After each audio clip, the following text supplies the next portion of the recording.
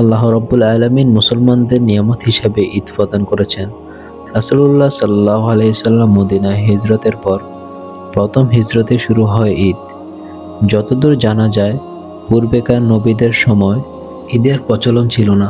রাসূলুল্লাহ সাল্লাল্লাহু আলাইহি সাল্লাম মক্কা থেকে হিজরত করে যখন মদিনায় পৌঁছালেন, তখন মদিনাবাসীর নওরোজ ও মেরাজ নামে দুটি আনন্দ দিবস উদযাপন করতে দেখলেন, যে দিবসগুলোতে তারা শুধু খেলাধুলা ও আমোদ ফুর্তি করত। হযরত আনাস রাদিয়াল্লাহু হতে বর্ণিত থেকে আমরা জানতে পারি, রাসূলুল্লাহ সাল্লাল্লাহু আলাইহি সাল্লাম জিজ্ঞেস করলেন, এই দিন দুইটির তাৎপর্য কি? মদিনাবাসীগণ উত্তর দিলেন, আমরা জাহিলি যুগে এই দুই দিনে খেলাধুলা করতাম। তখন তিনি বললেন, আল্লাহ রাব্বুল আলামিন এই দুই দিনের পরিবর্তে তোমাদের এর চেয়ে শ্রেষ্ঠ দুই দিন দিয়েছেন, আর তা হলো ঈদুল আযহা ও ঈদুল ফিতর। রাসূলুল্লাহ সাল্লাল্লাহু আলাইহি সাল্লাম ফজরের নামাজ জামায়াতে আদায়ের মাধ্যমে ঈদুল ফিতরের পবিত্র দিন শুরু করতেন। তিনি ঈদগাহে যাওয়ার পূর্বে গোসল করতেন।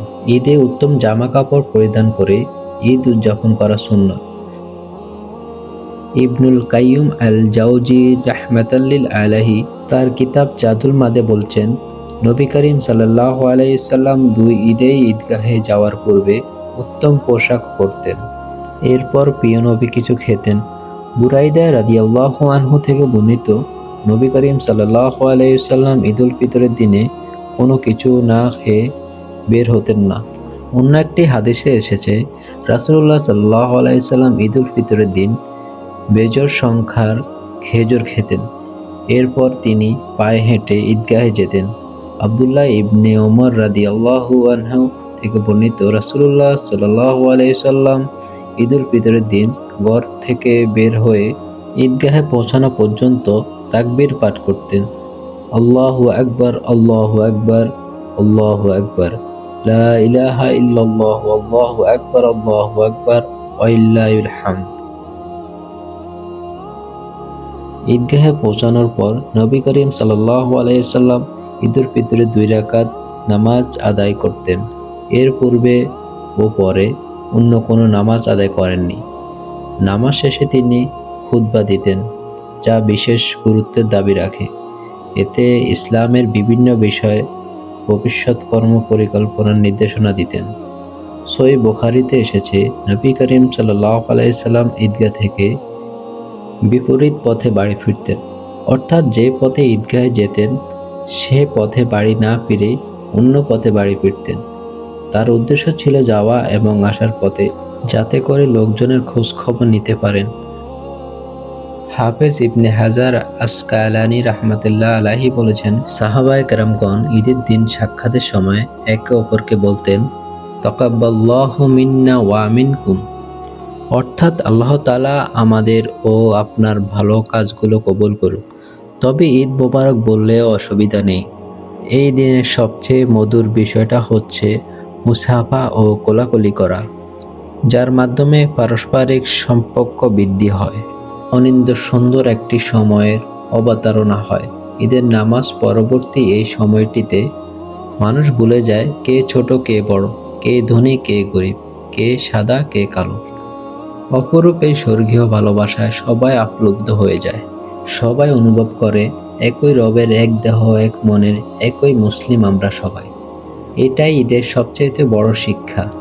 এই শিক্ষাকেই ধারণ করা উচিত ঈদ পরবর্তী দিনগুলোতে। এই দিনে আত্মীয় স্বজনের খোঁজখবর নেওয়া, তাদের বাড়িতে বেড়াতে যাওয়া, একই সাথে প্রতিবেশীর খোঁজখবর নেওয়া, দাওয়াত দেওয়া, খাবার পৌঁছে দেওয়ার মাধ্যমে সম্পর্ক বৃদ্ধি হয় এবং ক্ষেত্রে বিশেষে অবনতিতে পড়ে থাকা সম্পর্কে নীরব সমাধান হয়ে যায়।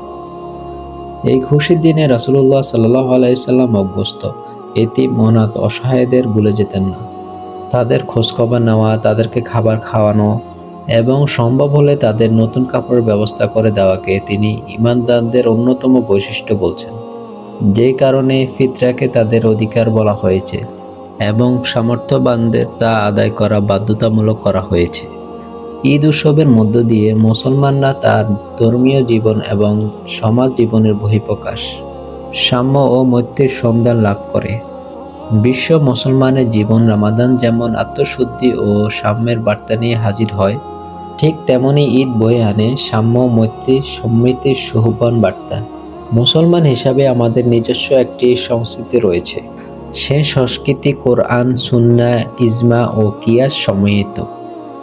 ঈদ পালনে ইসলাম সমর্থন করে না এমন সব বিনোদন বা সংস্কৃতির নিমজ্জিত হওয়া খুবই গহীন কাজ। মুসলমান হিসাবে আমাদের এই নোংরামি বর্জন করা একান্তই প্রয়োজন।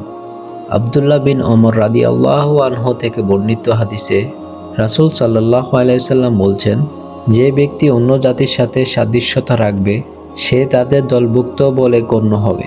ঈদের দিনে আল্লাহ তাআলা অনেক বান্দাকে মাফ করে দেন। ঈদের এই দিনে আল্লাহ তাআলা একদল লোককে এভাবে মাফ করে দেবেন যেমনিভাবে তাদের মা তাদের নিষ্পাপ জন্ম দিয়েছিলেন। আমরা যেন ঈদের দিনগুলোকে আমাদের নাজাতের উসিলা বানাতে পারি। আমিন ইয়া রাব্বিল আলামিন।